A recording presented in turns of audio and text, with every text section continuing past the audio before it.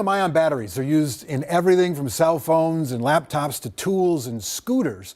But what happens to them at the end of their lives? That question led to a social venture by a pair of St. Thomas students. Here's Heidi Wigdahl with this week's Behind the Business.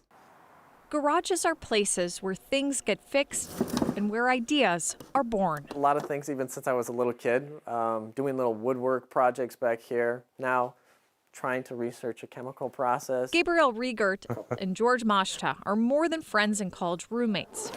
They're business partners. In his dad's garage, Goes like that. Gabriel started researching lithium-ion batteries. I was sort of curious, where do they really go?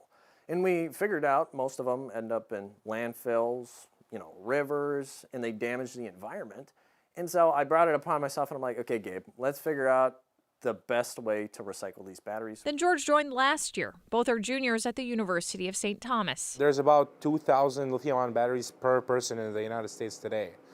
That's so many batteries, and only 5% of them are recycled properly. As I said, I'm from Syria, and now there's this big problem of electricity is limited. So a bunch of people are just moving towards solar power, and that's producing so much waste in lithium-ion batteries.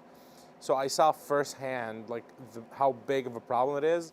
Convertica's process includes taking apart the battery, draining the energy, then separating it before dissolving it. That black mass you can then turn into battery quality materials like lithium, cobalt, nickel, and then they can use that to further produce more batteries. While there are companies recycling lithium-ion batteries, Convertica says their approach stands out with an industry-leading 98.3% reclamation rate. Do more research, get more data points so we can be confident in going out there and saying, okay, let's bring batteries and make a facility and start doing this big scale. Competitions through the Schultz School of Entrepreneurship like eFest have helped them build their business with the hope of getting out of the garage and going on to do a power of good. Heidi Wigdahl, KARE 11 News.